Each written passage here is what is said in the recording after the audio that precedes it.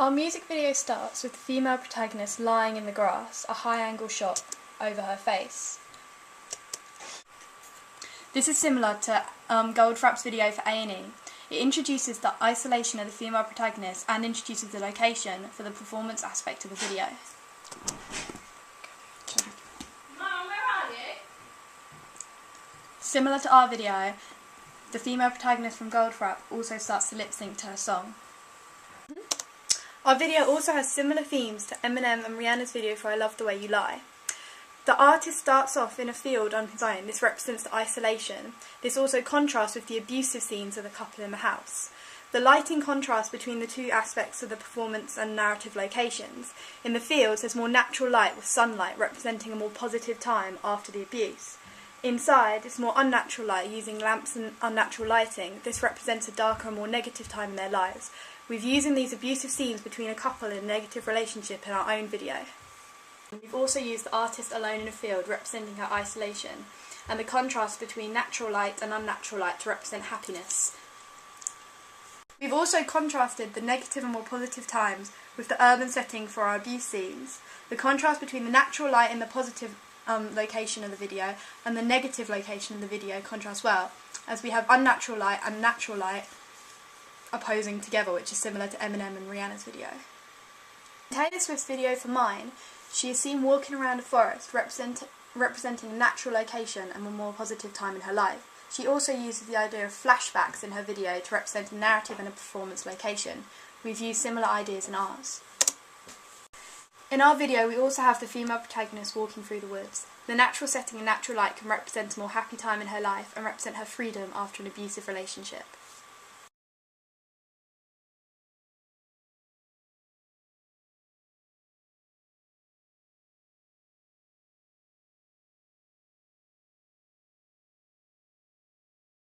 I think your two ancillary tasks and your poster and your digipack go together to show synergy.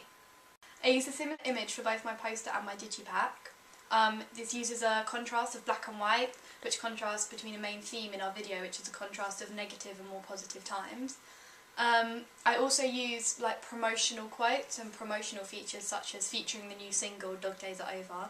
This is in both, and in the poster I used quotes and 5-star ratings from notable advertising, such as Enemy and The Guardian, because this will attract a wider range of audiences. How do you feel this will attract your target audience? Protagonist, so the audiences can identify her age, therefore female audiences might be able to feel that they can empathise with her more and relate to her problems and the stuff she's singing about. Also, the fact that the style of both of the photos and the adverts, that's sort of in a more indie style maybe, or alternative rock. It's sort of darker colours and lighter colours contrasting, which might sort of appeal to target audiences who are looking for a similar genre. Similar to a lot of albums for a lot of artists, it's got a close-up or at least a picture of the artist on the front cover. So maybe if you weren't that familiar with the artist, you could recognise who it was straight away just by looking at the album. This also helps with promotional advertising for the artist.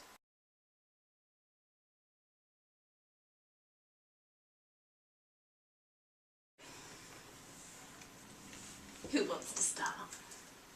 Okay, well, all of our ancillary tasks and our film show the contrast of light and dark, which is a major theme throughout our music video, between the contrast of urban and natural settings, the contrast of natural light and unnatural light, and the contrast of lighter sunlight and darker urban settings. Yeah, and also the way for the opening of our video and throughout, we have her laying on the floor with her arm up, and in all of our posters and digipacks we've got the same image of her lying on the floor, if not in different places, but still kind of bringing in it kind of shows vulnerability, I think.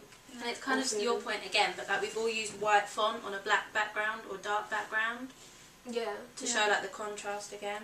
And when she's lying down, because that's straight in all the pictures of our poster and our digipacks, and it's the first shot of the female protagonist in the film, so straight away you can identify the two and match them together. documentaries. We both incorporated like natural shots into our digipack and poster, or I superimposed a picture of some leaves over Eleanor. So we showed synergy between the main video and our products. Yeah. Through that. Also, on my front cover of the digipack, it's her in a spotlight in a studio, and on the cover of the CD, it's like natural settings, and on the back, it's her in a natural setting. So again, bring the contrast of like natural and urban. With our track lists, we all kind of tried to fit in with the genre. What did we use? We used Ellie Goulding to look at, and Florence and the Machine. Florence and the Machine, and Mumford and Sons. And we kind of tried to get the same ideas and names of them. But the same with our, we've all got different ones, but our album covers, not album covers, album names. Yeah. We've tried to like put... And like a lot of like indie pop or alternative pop albums have like a theme throughout them to tell like a story or something. Yeah. And we tried to stick to the same kind of theme throughout ours. Yeah, and also like for some of us chose the title It's Just Me, and that represents isolation again, which is also in the video, like her alone in the fields, her alone in the woods, like her isolation. I can't remember the name. If the sky was replaced. Oh, mine was called If the Sky Was Replaced, and I chose that because it was like, it doesn't actually give away anything, which I think that is a lot of to do with the kind of genre that we have, and it doesn't actually say anything obvious or say anything kind of cheesy, but it's just kind of like, it doesn't make any sense, and then it does kind of unfold a story like you said, and throughout, and you can maybe work out what the album means and what the album title is and stuff. Yeah, also we've all used a close-up of the artist, which is really like common of especially pop genre, like on the front of an album it would just be like the close-up of an artist. Yeah. So we're being like genre specific again, although it's sort of alternative pop and rock. Yeah, we kind of challenged it because it wasn't like sexualised. Yeah, it was just like just showing you who the artist was, but it also helped like if she was a new artist to get recognition, so they could like put a face to the video. And that's it.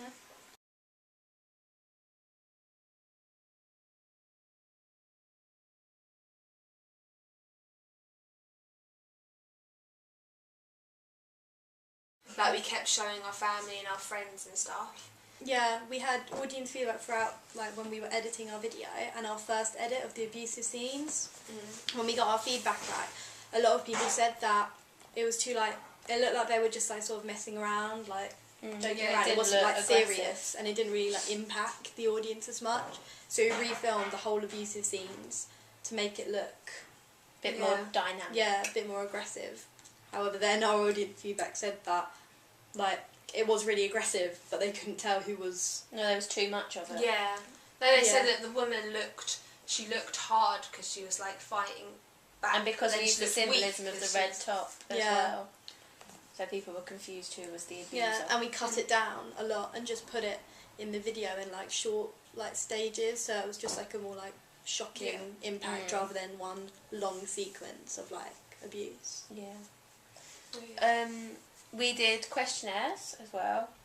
Yeah. We did questionnaires twice. We did it first about halfway through, and that was with like that wasn't a very big group. That was about 18, maybe 20 people. But from And all from ages. But from a lot of ages, and we put up graphs as well to do the feedback, and we did some quotes. So it's like qualitative and quantitative.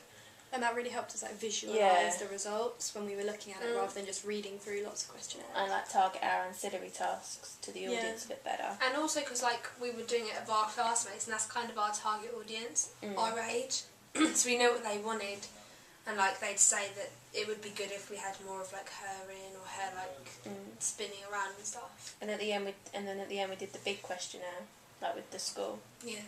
Yeah, and towards the end we had, because we had two like age groups, we had like a few like adults said maybe introduce like the fighting a little earlier, and then but a lot of people who were like a similar age to our target audience actually said no, keep it like later because it sort of like builds up to it. all in one bit. So we thought about it and we thought like we want to attract a target audience like that's our age, because that would be like the kind of people who would listen to our single.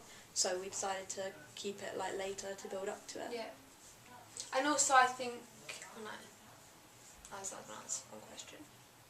We'll cut this bit out. I was going to talk about target audience. That is like, we are talking about target audience. Yeah, no audience feedback. Yeah, audience feedback. What else did we do? We had the audience feedback.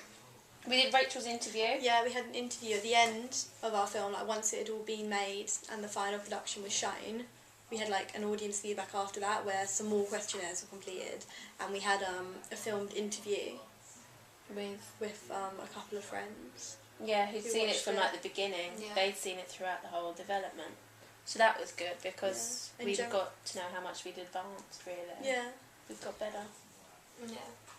I like that we, like, you know when we had the showing and they had loads of, like, they all wrote something down about what they liked about it, yeah. And most of them were the abuse scenes. Yeah, And I I really really- liked the impact yeah. of that. And I think that was probably the main part where we used the audience feedback. Eleanor's and the running audience. was the most... And Eleanor's running as well. Everyone Yeah, liked that. which was a big shot that like, because we didn't really, like when we filmed it, We didn't realise it was any good. yeah, I did don't we? think we realised like how much, like how popular that shot would be until we like Yeah. showed like a group of people and they like everyone we showed really liked it. On our first filming of the urban locations, we had a group of friends that actually came with us and were watching like all the filming, and they were like putting their input in Yeah. and saying what they thought like as we were doing the shot. So we got to change shots and sort of like incorporate a few of their ideas. So it wasn't just our ideas and what people thought. It was like their own ideas, and they were all our age. So it was like actual ideas from people of a similar age group. So we could change the filming there and then rather than having to go back. And we had boys